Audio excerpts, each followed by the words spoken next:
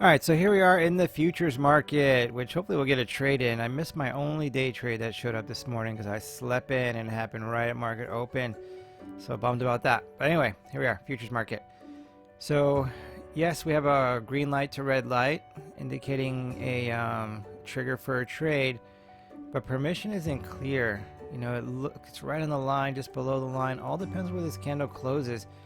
There's a giant tower candle. Yes, the stop's above the tower candle. I could get in and just put my stop at, above high of day and then see if this thing sells off, because maybe it's just retracing the tower candle. Or, I could just follow the rules on the strategy and not get in because it's not clear. Maybe this thing will come back down in the next 2 minutes and it'll become clear. So all the things you think about as a trader. And in the end, it's, if I had like 15 winners in a row, I got so much extra money and house money, maybe I just want to take a small position for fun. Maybe I do it in the sim, just for fun, So here we are. So that's where we're at. So right now it's not clear, so I'm not going to jump in. And then if it sells off and goes without me, it sells off and goes without me. There'll be another trade. And if this one sells off and goes without me, then there's a good chance that the sniper might be setting up because it's reloaded. It is reloaded and ready to trigger a trade. So we'll see. Alright, looks like we're getting a little more clear on my monitor where we're zoomed in, so you can come over here and zoom in. Now we're clear, so we're ready to go. So we got about a minute and a half. So if we can stay in the clear like that, when it's up here it wasn't clear because this is moving with it. You can see that, right? See that moving with the candle? And now the candle's not moving. But as it moves with the candle, there you go, see? So, yeah. It's basically looking at the inflow and outflow of, buyers and all that. There's a bunch of different calculations happening there as far as money coming in and out and selling and buying and all of that. And it's kind of determining this position of this little piece right here. So, yeah, we'll see what we get here.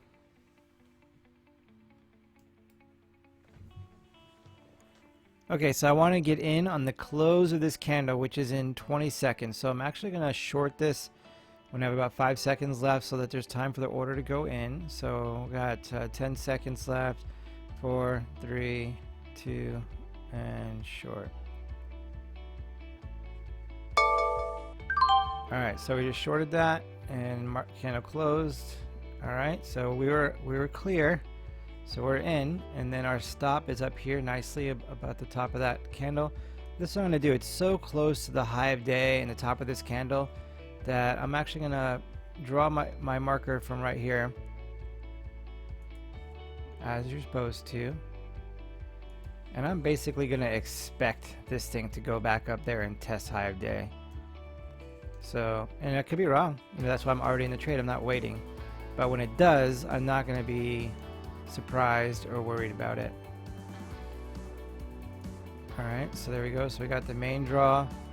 And then I'm going to move our halfway marker, red light, green light, halfway. I'm going to put my stop in for break even plus a couple bucks. Alright, so here we are back with that futures trade that we jumped into over here. So, I was debating on getting in because it wasn't real clear. I had to be zoomed in a lot to be able to kind of see this clear. So I didn't, is what it is. But we'll see. It's not stopped out yet. It may be real soon though. So I'm just going to let this video roll. We may get stopped out here and be looking for a new trade. Okay, so here we are back with the future sniper strategy on the 23rd. So right here, when I was looking at getting in this, I was like, it's just not that clear. Zoom in to try to see if I could get it clear, and it got pretty clear when I zoomed in. So I was like, I'm going to take the short. I'm going to do it. So I shorted this trade right here, and then started to go against me. And then, I had my starting stop at the, at the right location, right up here, right? So I had the starting stop at the right location. I never made it halfway, so I didn't move my play. And I stayed, and I stayed all the way to here and let it get stopped out, which was a bad move, which is a really, really bad move. I don't really know why I did it, other than I was just like, I was just being relaxed about it. I was like, I know I should do something different, but I'm just going to go with this. Like, why would you do that? So let me show you what happened. So I'm going to restore these cells. I'm going to get rid of active trader here real quick. Okay, so here we are, sniper on the left here. So the red dot set up, I've not had a losing trade in this in about a year, maybe a little more now. So, and it's set up for a trade long, and I was over here short, right? So I was short until right around here, And then that's when this triggered along. All right, that's better. So I haven't had loser in this in almost, like I said, about a year. So once this this trade set up, I should have been like, you know what? I'm just gonna take the trade. All right. So right here was the 1 hour stop, 2 hour stop, right? So I should have. It was right here at 1 hour, so I could have got out with a 1 hour loss, right here, a little more than one hour loss, and then rallied right on up, almost hit this target. And right now it looks like it's going to curl up and do that. So I could have been in this trade instead and been profitable, been in profits. I'd be pretty much recovering the account right now. So I didn't do that. I don't really have an answer why. I just didn't do it. So remove drawing, and then on top of this setting up, it's not real clear, but we do look like we have a long trade setting up here. But it's just like the short. It wasn't real clear, and I took it anyway, But if I applied that same standard, if I zoom in, it does get clear. I'll show you in a second. So once I zoom in, it gets somewhat clear, but I like it to be clear when I'm zoomed out a little bit. So, but I could have applied the same standard. It's still not even really clear there, right? It's not really a good short. I don't know why I did that. I shouldn't have took that trade. Kind of forced a trade there. Still touching the line. It really needs to have space like this. That's still touching the line. I should not have taken that trade, but I did. So I took that short. It wasn't a good short. I probably shouldn't have taken it, actually, looking at that. But I did it, and then it was a little more clear depending on where I had a chart on this side or that side. Either way, it should be clear all the way across. Doesn't matter where it's at. So I took the short. Could have got out here, recovered all my losses. The red dot strategy, showed up as a long, and that's been such a fantastic strategy. I guess part of me too is looking at it like, I haven't had a loss in almost a year. This one hasn't stopped out yet. Maybe that red dot will be a loss this time. Finally, we'll have a loss over there. Or maybe this one will be a winner, and then the red, which was a short, and then the red dot, which was a long, will become a winner.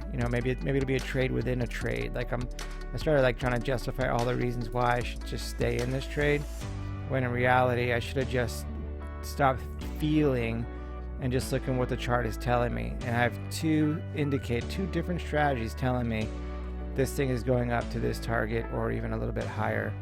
And I try to justify away from that. It's very easy to justify in the markets what it is that you want it to be. That's the hardest part about technical analysis, is you can so easily justify what you want to see.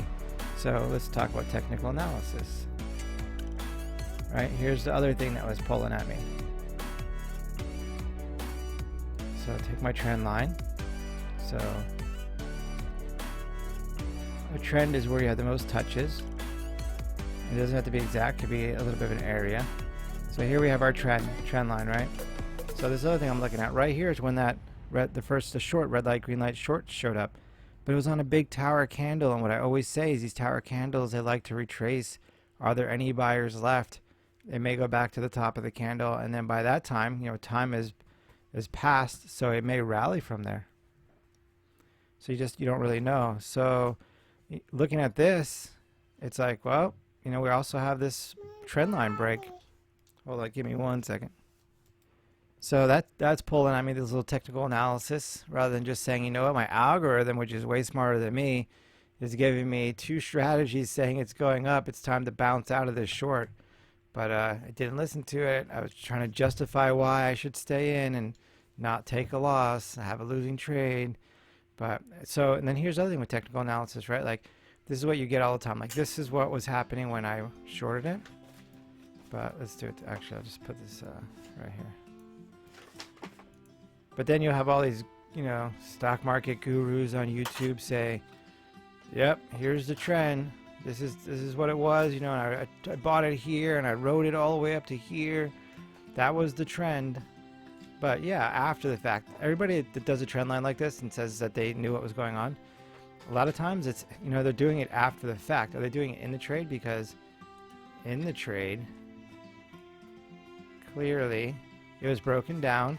Expect, especially in a big candle like this, retracement, maybe half of it, retest the bottom of that trend line and then roll over, right? Right here on this rollover, this is where on a technical side, it's like, oh, I'm going to get back in this if I didn't buy it here. for a flag and just get in and let it flag and then go down, you know. But you know, some people probably look at it 50% retracement. We got red here. Time to jump in. So anyway, technical analysis can be very subjective. So I wanted to see down when really it was up, and I went against my algorithm and ended up with a bigger losing trade than I needed to have, and I could have already recovered all those losses. So that was my mistake. I let emotions get a hold of me a little bit there. So that's, you know, that's how it goes at 11:30 in the morning when I saw that, and then let it ride when I could have changed directions around 6 o'clock at night. So anyway, hopefully we'll get some more trades in today and we'll bring it to you.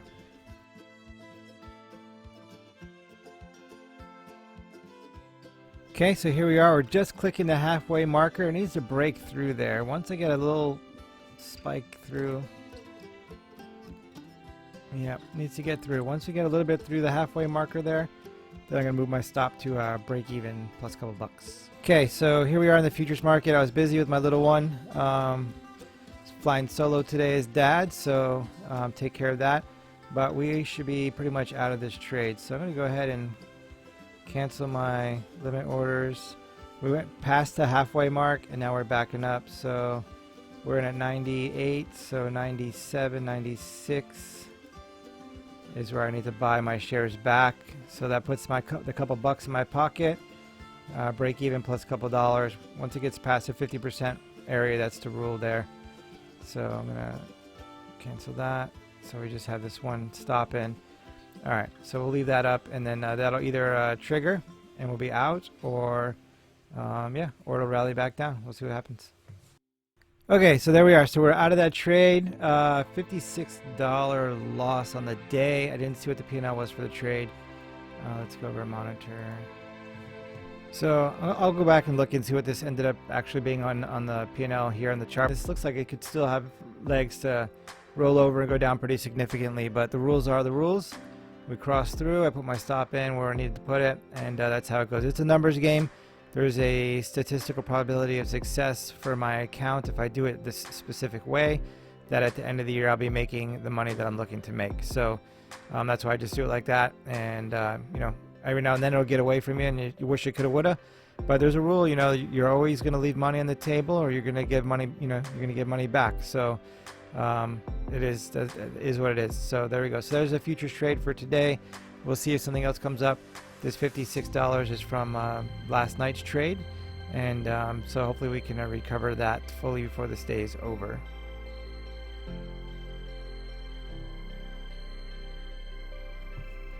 All right, so this trade's going nicely. It's going to put us green on the day. We were down 55 bucks on the day, but actually we're down a lot more than that. But then we had those that one red light, green light that recovered a bunch of it just on a small little trade, and now we got our sniper in full effect. And once we get a close below this level, we'll put our stop in, recover our day, and keep growing this account. So far so good.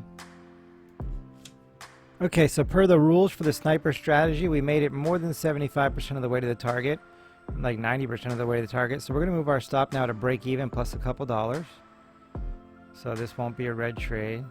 All right, there we go. So we're break even plus a couple dollars, and then yeah, so we'll see what happens when this thing comes down and gets, you know, one and a half times its move. I'll move my stop to 1R and secure that, and then on a close I'll be looking for an exit or a really tight stop. So I'm gonna walk away. So this is what I'm gonna do. I'm gonna come up here. What is 1.5 times? Let's get that number. So 1.5 times looks like it's right around there. Right click, set it alert, create alert, single, at or below, and create. All right, cool. So now I got my alert in. So now Thinkorswim will text my phone when it gets to this this level right there. So that was sweet. If it backs up and gets me out, it'll text my phone. But I'm going to set another alert for my own curiosity. Set an alert. Where are you? Create alert. And then at or below. So when it gets to 1R, I'll get an alert. When it gets to 1.5R, I'll get an alert. And then I'm just going to set it right now so I don't have to do it later. Once it hits 2R, if it's on the same candle, I'm going to bounce out. Create an alert. At or below. Alright, cool. So now I got 3 alerts. So I'll get text messages and emails once this candle starts hitting these levels, so I can come back in and manage the trade. Alright, we'll be back as this thing shapes up. Alright, traders, so I got an alert on my phone that we hit our 1R and that we hit our 1.5. So now the stop needs to come down to 3260. So I lock in at least a 1R move. Alright. Just give it that little skosh. Alright, cool. So there we go. So now we have a profitable trade of at least 1R. Turned our losing day into a winning day here. This keeps going like this, we might have a $200 winning day. That'll be nice, right? All right, cool. Yeah, we'll see what happens. All right, traders. So I want to show you something here with this. So see all these red candles? They leave a tail, right? They leave a tail. This one didn't, but most of them leave a tail. See the tails? Let's go back a little bit. Little tails, tail, tail, tail.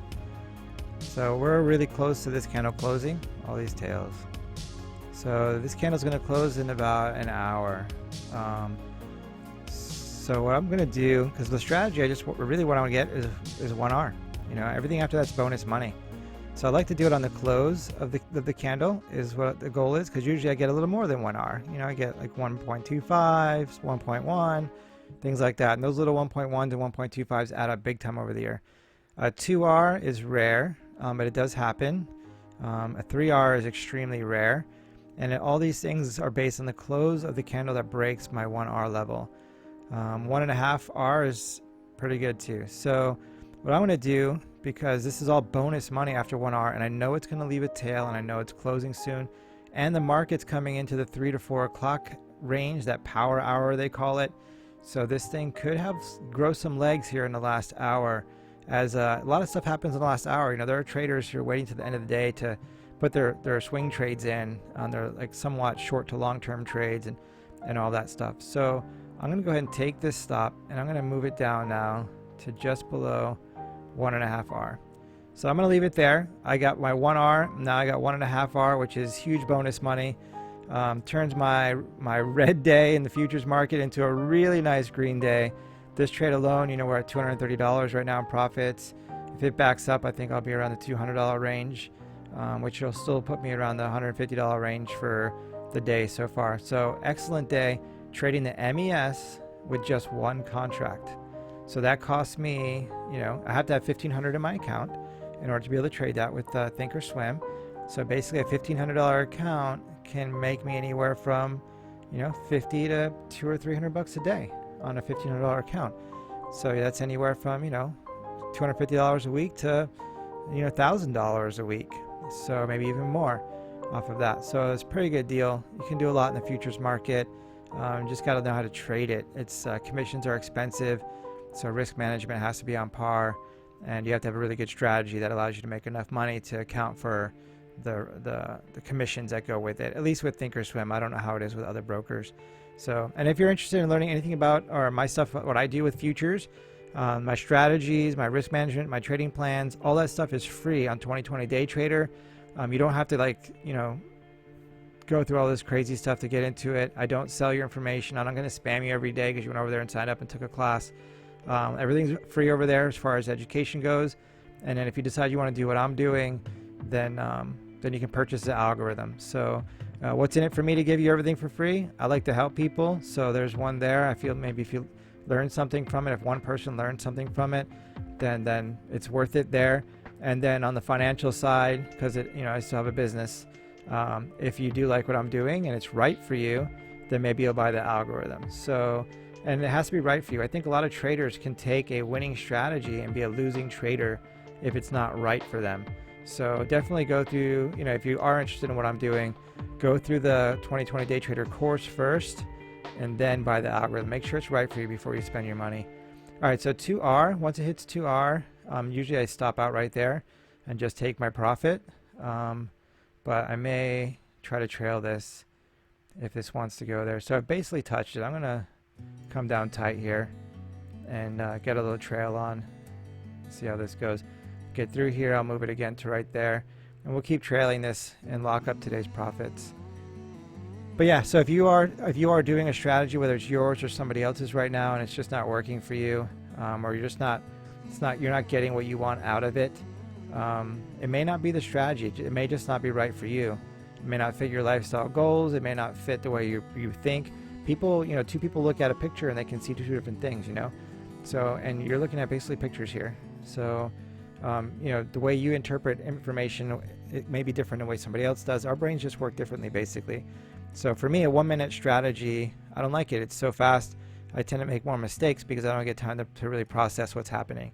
So I like to be on a 5-minute. On the futures, I like to be on a 30-minute and a 4-hour candle. So it gives me plenty of time to process. It gives me enough money to cover commissions and profit and all of that. So other people might trade this on the 1-minute or 5-minute candle on the futures market. So you just got to look and see what is right for you, what fits your personality, what fits your goals. Because if you're someone that sits at the computer and has to be doing something, you have to be in a trade, then a 30-minute candle may not be right for you if you're planning on sitting there all day long. I don't sit here. I pop in and out and put alerts on my phone. And my students, I give them alerts as well so that they don't have to be sitting in front of their computer all day long. I let them know when I see setups happening that I'm thinking about trading. I shoot alert out for any of my students who bought the algorithm and signed up for the alerts. Then I send them an alert so they can go to their computer and see if the trade is right for them. But if somebody needs to be doing something, then right here you might, if you're not in a trade, you might start just making trades and blowing up your account because you're bored. Oh, you know what, this looks all right, I'll just take it, because you're bored, I took a trade in my day trade account earlier today that I shouldn't have been in. I made money on it. It was a winning trade, but because I was in a trade I really shouldn't have been in, because I wanted to be in a trade. I should, and it was a good trade, just wasn't right for my plan right now. So, and because of that, I made 5 cents, literally 5 cents in my day trading account today, and I gave up over 500. I gave up over $500 today in my day trading account to make 5 cents. All right, cool. So that trade executed. So we were out. It's an awesome trade right there. So I turned my losing day. I think it was down almost $100 actually today. After this first futures trade, we narrowed it down to $50 in the red, and then we are walking away with a profit of $174. So pretty awesome day in the futures market. All right, everybody, hop over 2020 Day Trader, get a bunch of my free stuff over there, free classes, etc. And we'll see you later or tomorrow or whenever the next futures trade happens.